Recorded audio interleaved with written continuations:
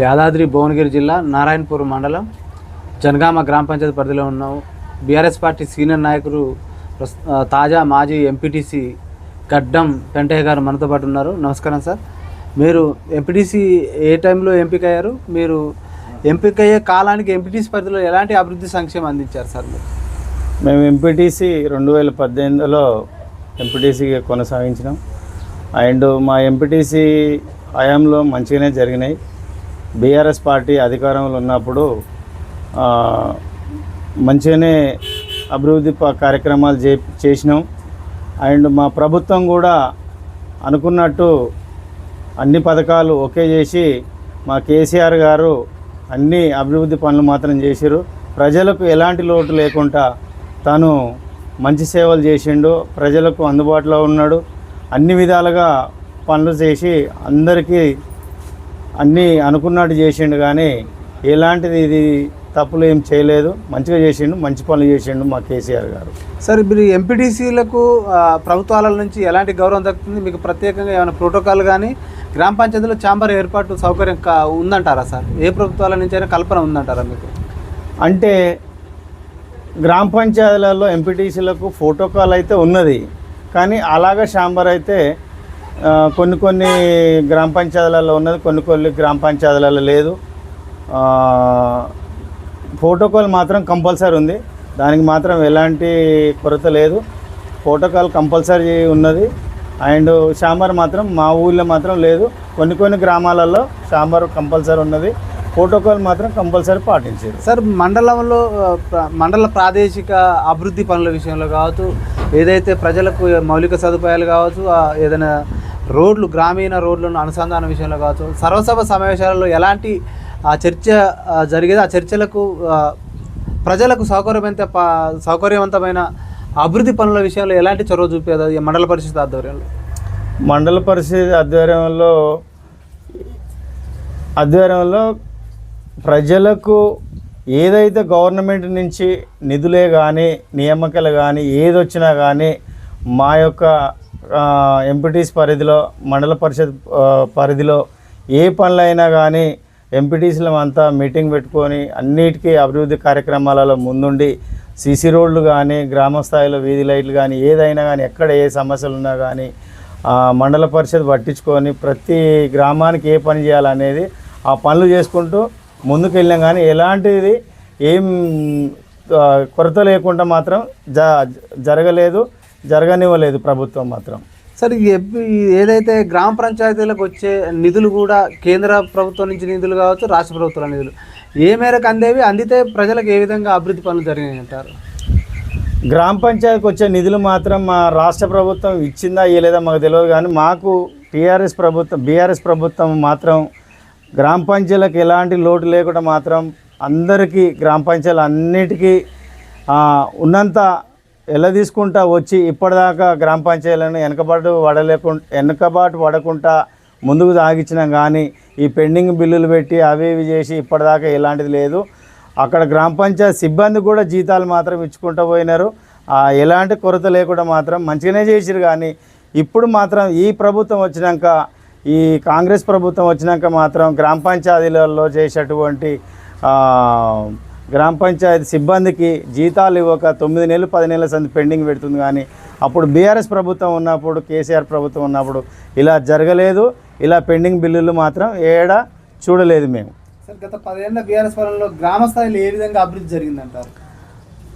BRS party అధికారంలో ఉన్నప్పుడు, మా పార్టీ అధికారంలో ఉన్నప్పుడు ఎక్కడ ఏ మండలం చూసినా, ఏ జిల్లా చూసినా ప్రతి ఒక్క గ్రామాలలో అభివృద్ధి జరిగింది తప్ప ఎక్కడ జరగలేదు అన్నట్లేదు.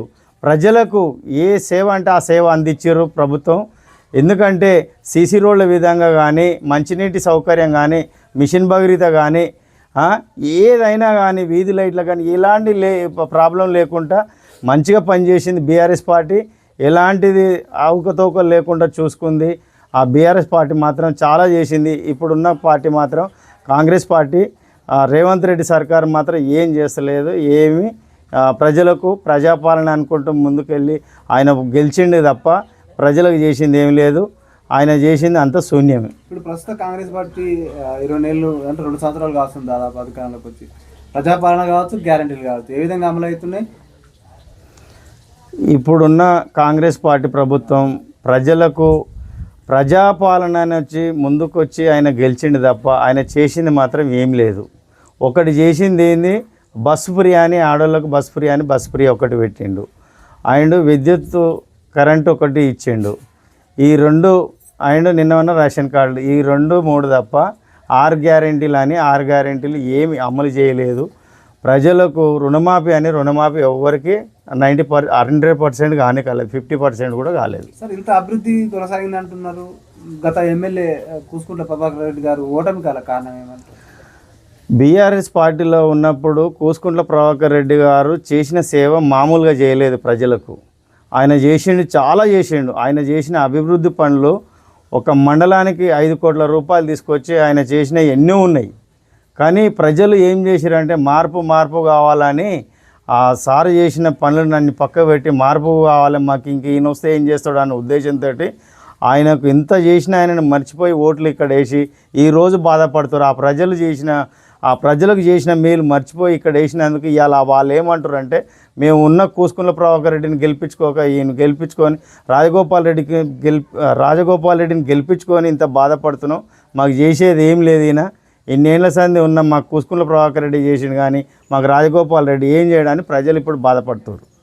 సార్ ఇప్పుడు ఇక్కడ ఈ మునుగోడు నియోజకవర్గంలో పెండింగ్ ప్రాజెక్టులు, శివన్నగూడెం కాదు, పెండింగ్ ప్రాజెక్టులు ఏ విధంగా అభివృద్ధి దశలో పరిగెత్తున, దాంతోపాటు ఎమ్మెల్యే గారు అందుబాటులో ఉంటున్నారు? బీఆర్ఎస్ పార్టీ ప్రభుత్వంలో ఉన్నప్పుడు శివన్నగూడెం ప్రాజెక్టు కావచ్చు, విద్యుత్ సబ్స్టేషన్లు కావచ్చు, అన్ని శంకుస్థాపన చేసింది బీఆర్ఎస్ పార్టీ. ఆ రోజు శంకుస్థాపన చేసి కొన్ని పనులు కొంతకాలం జరిగినాయి. కొన్ని జరిగినాక కూడా ఇప్పుడు లాస్ట్కు రాజగోపాల్ రెడ్డి గారు వచ్చి నేను చేసిన అని పేరుకు ఆయన సబ్స్టేషన్లలో కొబ్బరికాయ కొట్టి ఓపెనింగ్ చేసి నేను చేసిన అని ఆయన చెప్పుకోవడమే తప్ప ఇక్కడ ఉన్న శివన్నగూడెం ప్రాజెక్టు చేయాలనుకుంటే చేయొచ్చు, కానీ ఆయనకు చేసేది లేదు, ఆయన చేయడం లేదు, ఆయన చేయడు కూడా. ఆయన ఉన్నంతకాలం చేయడు. ఇదే చెప్పుకొని ప్రజలకు చెప్పుకొని మాయమాటలు చెప్పుకొని బయటపడేది తప్ప ఆయనకు చేయాలనే ఉద్దేశం లేదు. మా మునుగోడు నియోజకవర్గానికి అభివృద్ధి చేసే పని ఆయన అసలే లేదు. ఏదేమైనా కానీ ఆయన మంత్రి పదం ముందే సోయింది తప్ప వేరేది ఆయనకు ప్రజలకు అభివృద్ధి పనులు చేసేది ఆయనకు మొత్తం ఆయన జీవితంలో లేదు. సార్ ఇక్కడ మునుగోడు నియోజకవర్గం నుంచి రీజనల్ రింగ్ రోడ్ పోతుంది సార్. ఇక్కడ ఏదైతే సన్నకారు చిన్నకారు రైతులు భూములు కోల్పోయిన రైతులకు కావచ్చు, వాళ్ళకి ఎలాంటి నష్టపరిహారం కావచ్చు, వాళ్ళకు ఉపాధి అవకాశాలు ఎలాంటి అవకాశాలు ప్రభుత్వం కల్పిస్తుందంటారు? ఈ మధ్య కాలంలో కూడా పెద్దల భూముల నుంచి పోకుండా సన్నకారు చిన్నకారు రైతుల భూముల నుంచే ఈ రీజనల్ కూడా మార్పు జరిగిందంటారు. ఇది ఎంతవరకు వాస్తవం? ఒక పార్టీ సీనియర్ నాయకుడు ఏం చెప్తారు సార్? ఈ మునుగోడు మండలంలో కానీ చౌటుప్పల మండలంలో కానీ రీజనల్ రింగ్ రోడ్డు గతంలో బీఆర్ఎస్ పార్టీ ఉన్నప్పుడు ఒక్క కాడంగా తీసిర్రు. ఇప్పుడు కాంగ్రెస్ పార్టీ వచ్చి వేరే కాడంగా తీస్తారు ఆ RRR. ఇప్పుడు ప్రజలు ఏం మాట్లాడుతున్నారు అంటే ఉన్న వాళ్ళు ఎకరం కానీ 2 ఎకరం కానీ ఉన్నది ప్రజలకు, రైతులకు. వాళ్ళు ఏం బాధపడుతున్నారు అంటే మాకున్న 1 ఎకరం 2 ఎకరాలు పోతే మేము ఎట్లా బతకం అనేది ప్రజలు గోసపడుతున్నారు.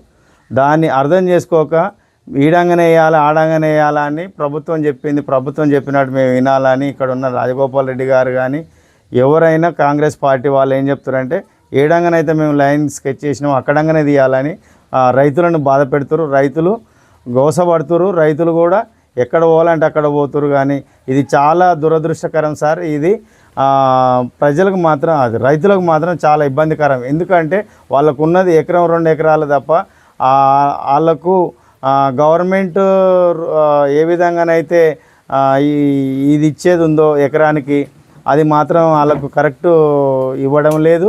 దానికి వాళ్ళు ఒప్పుకోవడం లేదు. రైతులకు చాలా అన్యాయం జరుగుతుంది.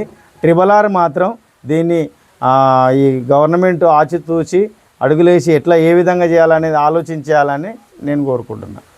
సార్ ఇక్కడ 119 నియోజకవర్గాల్లో మునుగోడు నియోజకవర్గంలో బెల్ట్ షాపుల నియంత్రణ జరిగిందని అంటున్నారు సార్. ఇది ఎంతవరకు అంటే ఎట్లా అమలు అవుతుంది? ఇక్కడ బెల్ట్ షాపుల నియంత్రణ సంపూర్ణంగా అమలు జరిగిందంటారు? కాలేదు. బెల్ట్ షాప్ నియంత్రణ పూర్తిగా ఎక్కడ కాలేదు. కాకుంటే ఆయనకు దగ్గరున్న గ్రామాలలో ఎన్నో కాడ మాత్రం అయ్యింది, కాలేదు అంటలేము. మునుగోడు నియోజకవర్గంలో మాత్రం కొన్ని జాగాలలో అయింది. కొన్ని జాగాలలో మాత్రం బెల్ట్ షాపులు నడుస్తూనే ఉన్నాయి, ఎక్కడ బంద్ కాలేదు అనుకుంటారు. నేనున్న నియోజకవర్గంలో బెల్ట్ షాపులు బంద్ అయినాయి, ఎక్కడ చాలు లేదనేది తను అనుకుంటుండు రాజగోపాల్ రెడ్డి గారు. కానీ ఇది వాస్తవానికి అన్ని గ్రామాలలో కాలేదు. కాకుంటే మీరు తెలుసుకోండి, చూడండి, పర్యవేక్షణించి చూడండి, కానీ కాలేదు. అన్ని గ్రామాలలో కాదు, నిజంగా చెప్తున్నా, ఇది వాస్తవం. బెల్ట్ షాపులు మాత్రం అన్ని గ్రామాలలో మాత్రం మా మునుగోడు నియోజకవర్గంలో మాత్రం బంద్ కాలేదు. సార్ ఈ కుక్కల బెడద కూతల బెడద బాగా ఉందంటున్నారు సార్ గ్రామంలో. అంటే అది నియంత్రించాలంటున్నారు సార్. ఏ ప్రభుత్వాలు కూడా కట్టడి చేయలేకపోతుందో బాగా రైతులు ప్రజలు మా దృష్టికి తీసుకొచ్చారు సార్. ఇది వాస్తవం. ఇది గత కొన్ని సంవత్సరాల నుంచి కోతుల బెడద కుక్కల బెడద చాలా ఉన్నది వాస్తవానికి. ఇది గ్రామ పంచాయతీ పట్టించుకోవాలని ప్రజలు గ్రామ పంచాయతీ చెప్పినా కానీ ఉన్నటువంటి సర్పంచులు కానీ ఎవరైనా కానీ మేము ఏం చేయగలం, మాకు నిధులు లేవు అనే ఉద్దేశంతో వాళ్ళు సర్పంచులు గతంలో పట్టించుకోలేదు. ఇప్పుడు కూడా సర్పంచులు లేక చాలా గ్రామ పంచాయతీలలో విలవిలాడుతున్నారు. ఇప్పుడు మేము ఏం చేయాలి, మాకు సర్పంచులు లేరు, ఏం చేయరు అనేది ఉన్న గ్రామ పంచాయతీ సెక్రటరీ కానీ వాళ్ళు పట్టించుకోవట్లేరు. అండ్ ఎవరైనా కానీ ఎమ్మెల్యే గారు, ఇక్కడ ఉన్న స్థానిక ఎమ్మెల్యే గారు కూడా ఇలాంటి దాని మీద చర్య తీసుకోవడం లేదు. ఇది మాత్రం కోతుల బెడద కుక్కల బెడద చాలా ఉన్నది, ఈ నియోజకవర్గంలో మాత్రం చాలా ఉన్నది. దీనికి ప్రజలు మాత్రం చాలా బాధపడుతారు. దీన్ని పట్టించుకొని చేయడం చాలా మంచిదని నేను కోరుకుంటున్నాను. సార్ త్వరలో స్థానిక ఎన్నికలు రాబోతుంది సార్. ఎలక్షన్ ఏదైనా కూడా మద్యం డబ్బు ఏర్లైపోతుంది. వాటిని రాజకీయ పార్టీలే ప్రజలకు ప్రలోభాలకు, ప్రజలను కానీ ఓటర్లను ప్రలోభాలకు గురి చేస్తుంది. అది మద్యం ఇచ్చా, డబ్బు ఇచ్చా, అలాంటి సంస్కృతి పోవాలంటే ఓటర్లలో ప్రజలు ఎలాంటి చైతన్యం కలిగి ఉండాలంటారు, లేకపోతే పార్టీలలో ఏమైనా మార్పు రావాలంటారు? ఈ ఎలక్షన్ మూమెంట్లో ప్రజలకు మద్యం ఇవ్వడం అనేది ఈ యొక్క ప్రజలకు తెలియని వాళ్ళకు నేర్పింది రాజకీయ నేతలే. బట్ అలాంటిది మార్పు తేవాలంటే ప్రజలు కూడా ఏమంటారంటే, ఆ రోజు నువ్వు ఇచ్చినవి ఇవాళ ఏదయ్యా అనే కాడికి వస్తున్నారు.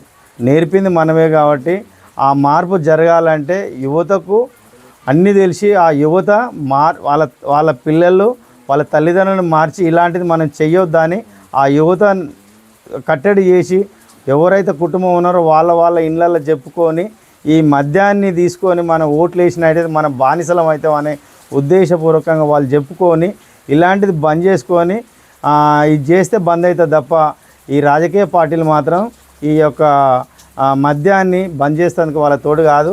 మద్యం ఇచ్చి డబ్బులు ఇస్తేనే ఓట్లు వేస్తారనే ఉద్దేశం వాళ్ళకు ఉంటుంది. వాళ్ళు మాత్రం బంద్ చేయలేరు. డబ్బులు ఇచ్చి మద్యం ఇచ్చే ఓట్లు వేసుకోవటానికి ముందు తాగుతారు తప్ప వాళ్ళు బంద్ చేస్తే బంద్ కాదు, కొనసాగదు కూడా.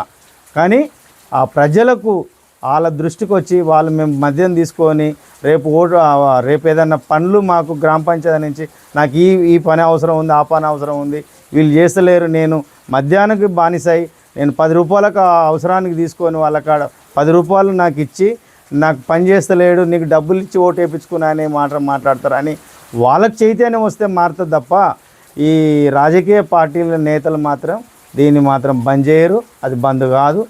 ప్రజలకు దృష్టికి వచ్చి వాళ్ళు ఇదైతేనే మార్పు వస్తుంది తప్ప లేకుంటే మార్పు మాత్రం రాదు. సరే, ఈ 42% రిజర్వేషన్ ఏదైతే బడుగు బలైన వర్గాలు కల్పిస్తుంటున్నారో ఆ రిజర్వేషన్ రేపు స్థానిక ఎన్నికలలో వాళ్ళకు అంటే రాజకీయ సాధికారత వచ్చే అవకాశం ఉందంటారు. పార్టీ పరంగా ఇస్తున్నది కాంగ్రెస్ పార్టీ, ఇది ఎంతవరకు సక్సెస్ అయ్యే అవకాశం ఉందంటారు? కాంగ్రెస్ పార్టీ రేవంత్ రెడ్డి గారు ఏదో టైంపాస్ చేతలు చేస్తుండు కానీ 42% రిజర్వేషన్ నేను పూర్తి చేస్తా, నేను కేంద్రంతో కొట్లాడతా, కేంద్రంకి వెళ్ళి మెడలోంచి నేను తెస్తా అనే మాటలే మాట్లాడుతుండు. కాబట్టి ఆయన చేసేది ఏం లేదు, చేసేది మాత్రం ఆయన దృష్టిలో కూడా లేదు, చేయాలని కూడా లేదు. ఆయన మాటలే చెప్తుండు, టైం పొడిగిస్తుండు. దీని కాలం ఎంత ముందుకు పోతే అంత బాగుంటుంది అనే ఉద్దేశంతో ఆయన టైం పొడిగిస్తుండే తప్ప ఆయన చేసేది లేదు. ఎందుకంటే యూరియా మాత్రం ఇవ్వలేదు, యూరియా ఇవ్వలేదు, రుణమాఫీ చేయలేదు, 6 గ్యారెంటీలు చేయలేదు. ప్రజలు మొత్తం నాకు ఓట్లు వేయరు, మా పార్టీ గెలవదు, నేను ఏం చేయాలనే ఆలోచనతోటి ఆయన ముందు పొడిగించుడు తప్ప మాత్రం ఈయన చేసింది మాత్రం ఏం లేదు. 42% బీసీలకు మాత్రం రిజర్వేషన్ ఇద్దామనే ఉద్దేశం ఆయనకు లేదు, ఇయ్యడు కూడా.